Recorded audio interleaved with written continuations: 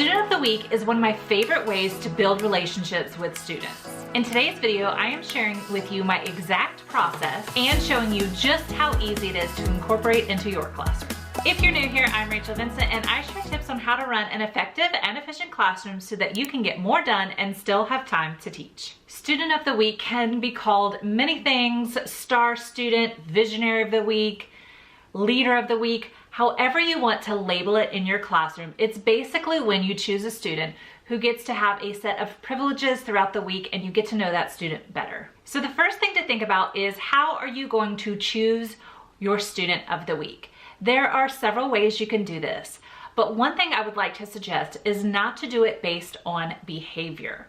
Remember, if you're doing student of the week, you're really trying to build relationships, get to know your students on a more personal level, and have your students get to know their classmates on a more personal level.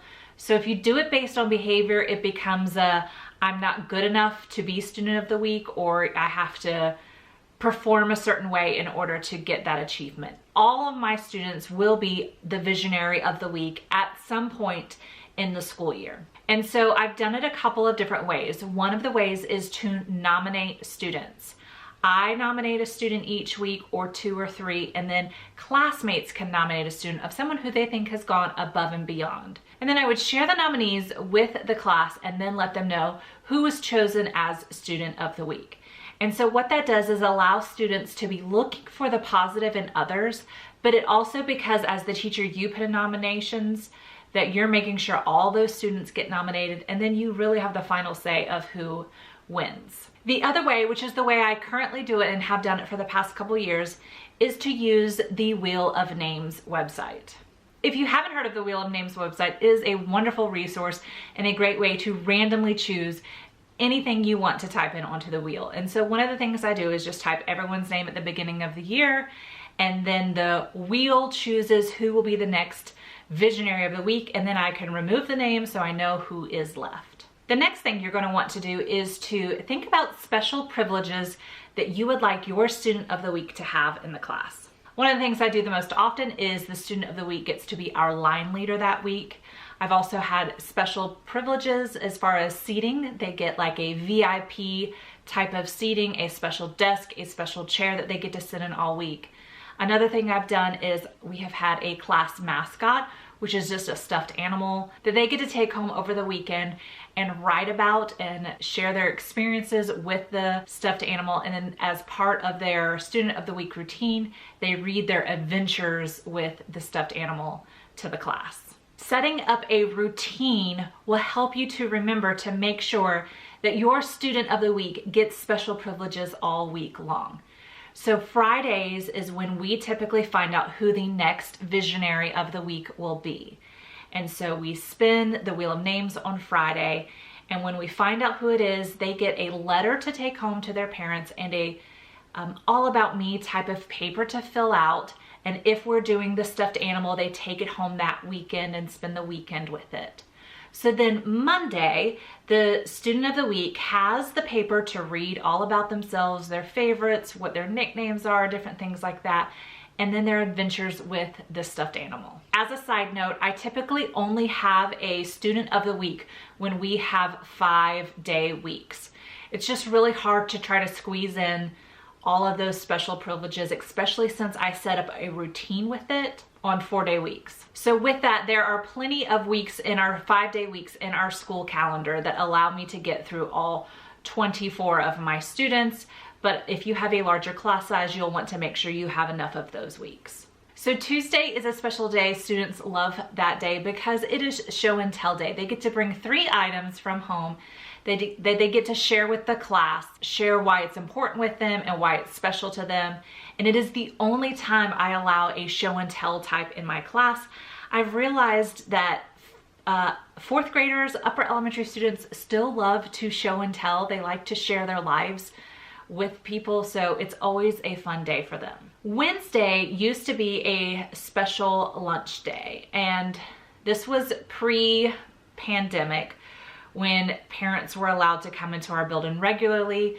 And so I would invite a parent or family member to come have lunch with their child when we go to lunch.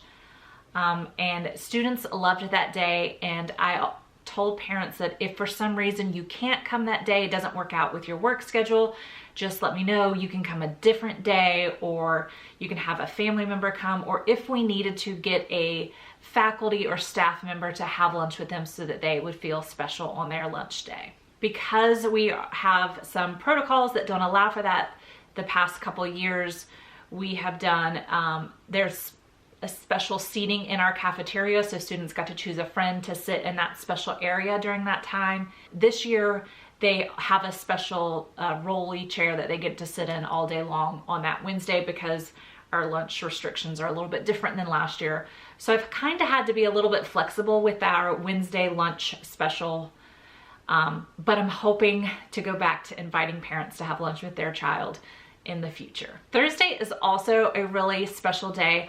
I invite parents to write a letter to the class telling us how special their child is, how to share stories or things that we might not know about them as a person.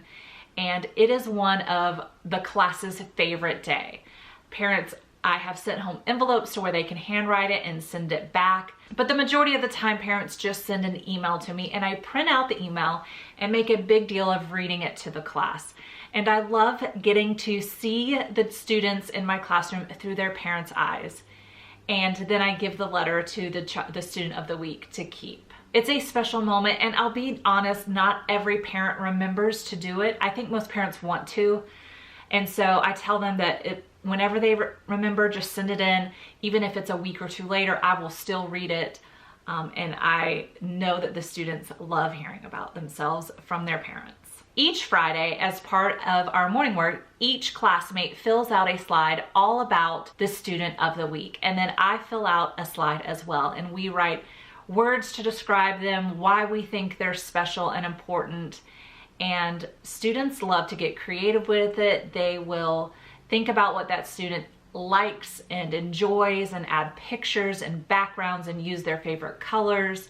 And it's a really great time to express to the student of the week how amazing we think they are. So then I will share those slides with that student, give them a little certificate along with any of the papers that they brought in, and send it all home. And then we choose our next visionary of the week. Student of the week really is a great way to get to know your students, to make each student in your classroom feel special and accepted. And even students who at first act like they don't want to be student of the week, during their week, you can really tell that they just enjoy being known as the student of the week in the classroom. My student of the week resources are available in my TPT store if you're interested, and you can find the link in the description below. I'll see you next week.